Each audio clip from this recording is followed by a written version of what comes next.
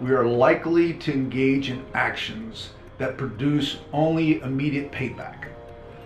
The cool thing is you can train yourself to live a life of action by shifting from short-term to long-term in terms of your motivation. You must consider the long-term ramifications of every action you take. Ask yourself, if the act right now that I'm doing or that I'm thinking about doing turned into a habit, would it be in my best interest long-term? If the answer is no, don't do it, okay? Feelings come and go, but the consequences of feelings or acting on our feelings can last a long, long time, maybe even forever, okay? Feelings usually are dependent on outside circumstances, okay? Relationships, work, family, dating, etc., weather, money, whatever. Someone or something is determining how life goes for me. I give up control of my life when I operate that way, okay? Most people don't seize initiative simply because they have learned to think in terms of survival rather than plenty. Paying bills instead of getting wealthy, okay? Their attitude is referred to as a scarcity mindset, okay? And it's inherently pessimistic, okay? You know, people with a scarcity mindset are wishy-washy about what they want in life. It changes, it's not clear, it's not defined, it doesn't have a definitive schedule, okay?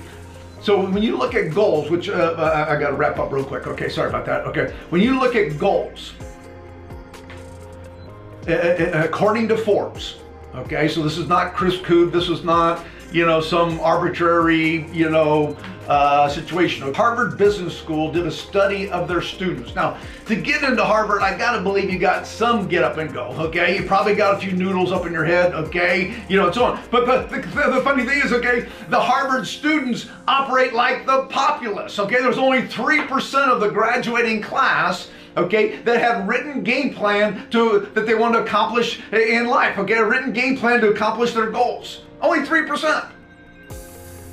10 years after graduation, that graduating class, that 3% that had goals, had a game plan to accomplish their goals, okay, had 10 times the income of the other 97% combined. Think about that. This isn't theory, okay? This is time-tested principles.